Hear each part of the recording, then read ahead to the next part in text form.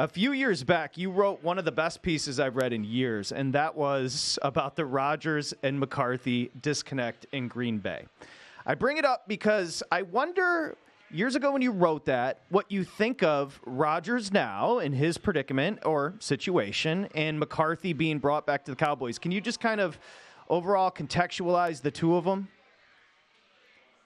Whew, man, how many hours do we have, right? Yes.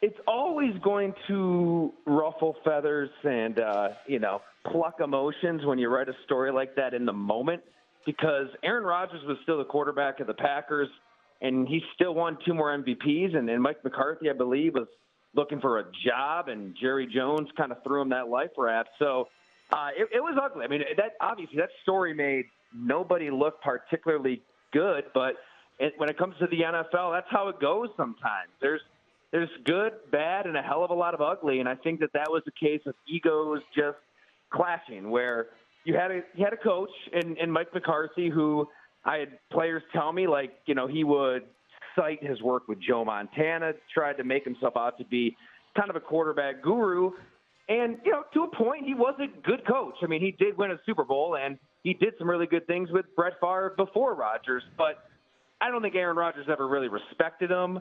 And early in their time together, Rodgers could never get past the fact that McCarthy preferred Alex Smith over him, and he'd be poking fun at Alex Smith in team meetings.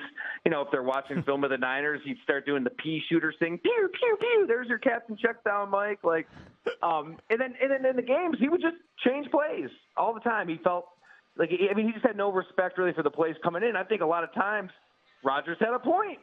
It probably was simplistic and elementary, and they were at their best when he was freelance. And so it's crazy it lasted as long as it did, but that's why they didn't win more Super Bowls despite the talent that they had. And I think you're seeing now Green Bay finally had the guts to move on from Aaron Rodgers a year too late, but they did it. And lo and behold, here they are, 2 wins from a Super Bowl with the youngest team ever to make the playoffs.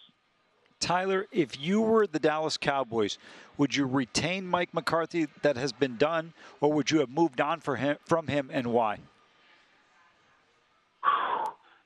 I think for whatever reason, we're conditioned to think that Jerry Jones wants to make the big splash, and it's the richest sports franchise in the world. Of course, Jim Harbaugh, Bill Belichick, all these guys are but that's just not the case. I think people are smart enough to realize you don't want to work for this owner. It's hell. I mean, he's going to meddle. He's going to be in your draft meetings. He's going to have final say. I mean, yeah, Will McClay has a lot of say in personnel. He's been a force of good there with some of the drafts they've had. But at the end of the day, Jerry Jones just wants his team to stay in the headlines. He knows that bad news keeps you relevant. And I don't think they really could get many better coaches than Mike McCarthy. If he wants a guy that he can control, go through the history, right? Other than Bill Parcells, and that ended exactly how you think it would end. He didn't like Jerry meddling. You've got the Dave Campos of the world, Chan Gailey, Wade Phillips, Jason Garrett, and McCarthy. I mean, when they hired McCarthy, it was like, what? I mean, that's who you're going with? I think that for whatever reason, we think that Jerry's going to get the big fish. I think the reality is the smart football people know you don't want to go near this team. You don't want to go near that owner. Ty Dunne, golongtd.com. You have a great article. Jordan Love and his general manager, they send a message to the NFL. In it, you talk to Brett Favre about Love. What did Favre have to say about Jordan Love? I think that Brett Favre has kind of nailed it throughout the season, and I've chatted with him about 5 or 6 times over the course of the year. And when Love was struggling, before that Thanksgiving Day game, that was kind of the breakthrough, what he did against the Lions. He's like, yeah, look, it's not like he's playing poorly. I mean, he doesn't have his left tackle, didn't have his starting running back, Aaron Jones, at the time, didn't have Christian Watson, a lot of chaos all around him. But he said you want to see some of those make some bleep happen throws, right? You want to see him turn chicken into chicken salad. And you just didn't really see that magic. And I think that at some point he kind of turned that corner and gained a mastery of Matt LaFleur's offense. I mean, I've heard from people close to Love who say there's no blitz, there's no coverage. He doesn't feel prepared for it at this point. He has seen the field at an elite level right now. And I think that's kind of allowed him to improvise at times and make some of those magical plays and tough throws. Look at that last touchdown to Romeo Dobbs, right? Where, I mean, it's a blowout at that point, but he knifed that through 4 bodies. And there's a play that Favre had himself against the Cowboys in Dallas. So somebody tweeted it side by side. I mean, it's eerie how similar they are.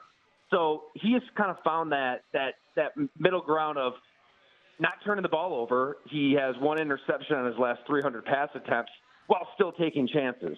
And, man, that's a good place to be this time of year. So I think that, that's what Favre loves. And he says, hey, Green Bay hit a home run in this guy, and they're going to win for a long, long time. And I think more than that, too, he sees guys wanting to play for him. Guys wanting to fight for Jordan Love. And I know that sounds cliche. That ain't always the case, right? I mean, you can kind of hear in players' voices if they really like playing for a quarterback or not. They love playing for Love. Ty, you mentioned they love playing for Love. Can they overcome San Francisco? They're getting 9.5 on Saturday with Jordan Love's stellar performance over the last 7-8 weeks. I'm stunned at that number. I mean, I was stunned at the number versus the Cowboys. That's why I picked Green Bay in a blowout. I just felt like the Cowboys are front runners. You punch them in the mouth. They don't know how to respond. There's actually a video of Aaron Jones even calling them front runners. They came out in NFL films. I mean, that's who Dallas is. Now, that's not who San Francisco is. San Francisco is mentally tough, physically tough. It's a different animal. So I get that they're favored, but I don't get the high number because I feel like San Francisco hasn't beaten a really good football team in a while. I'm trying to think back. It's been a good month or so since they're out there with their starters, facing a good team. I want to count Seattle as a team, I guess. But you kind of have to go back to Philly. I mean, how good was really Philly? So, if momentum is real, I think momentum is real. I think it's all on Green Bay's side. I mean, they're rolling on offense. You don't know what you don't know. All these 22, 23, and 24-year-olds, they haven't been in these moments. They haven't been in these games. They're not going to feel that pressure that San Francisco might feel. I think that Green Bay keeps it close. I think Green Bay wins. Tyler, I just have 1 minute. Buffalo, you covered them for a while. You might even still live there. Do you like Buffalo over Kansas City? I do live here, and I like Kansas City in this one. I get it. The coordinator change has been beneficial. I was wrong. I thought that it was a panic move. Joe Brady's been an upgrade. I just feel like Kansas City, I know it's the first road game, but this looked like a team starting to figure it out in the win over Cincinnati, the win over Miami. It's these championship teams with these all-time quarterbacks.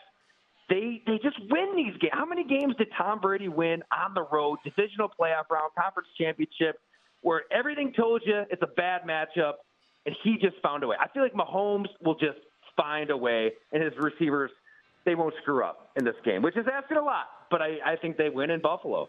Visit VSiN.com to get current odds, listen for free, find showtimes, and download VSiN sports betting podcasts.